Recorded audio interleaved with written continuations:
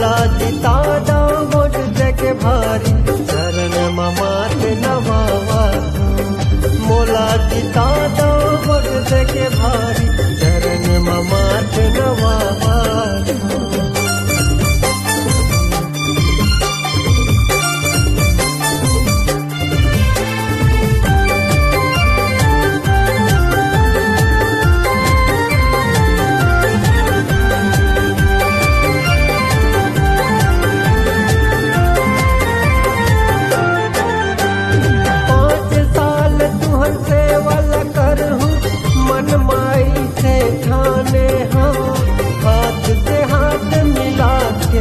सबके कहना माने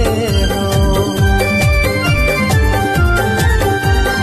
5 साल तुहसे वाला करूँ मन माई से खाने हो हाथ से हाथ मिला के चलूँ सबके कहना माने हो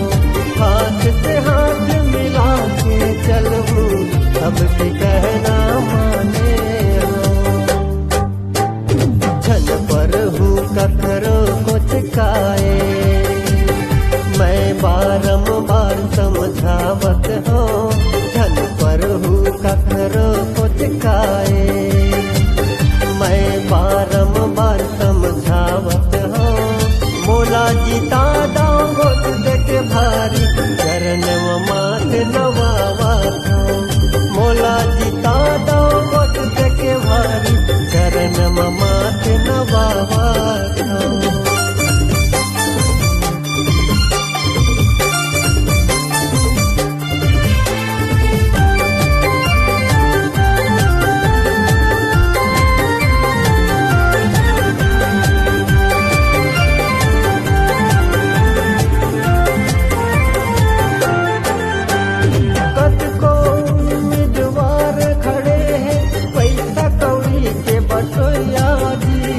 महेश्वर नागेश्वर साहू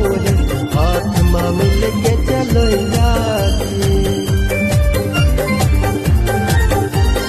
कतको उम्मीदवार खड़े हैं पैसा कौड़ी के बटोया जी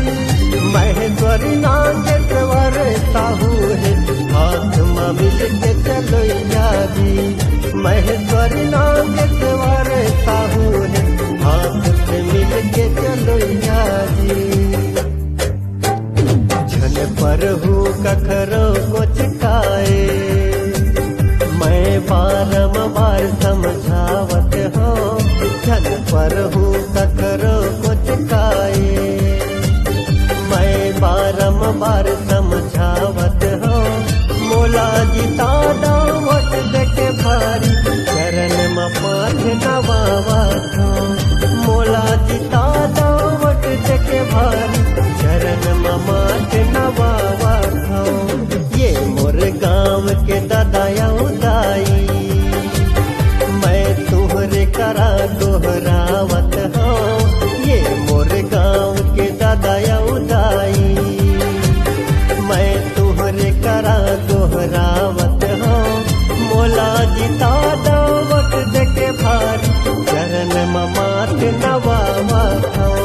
मोला जिता दो वोट देके भारी चरण मात नवावा मोला जिता दो वोट देके भारी चरण मात नवावा मोला जिता दो वोट देके भारी चरण मात नवावा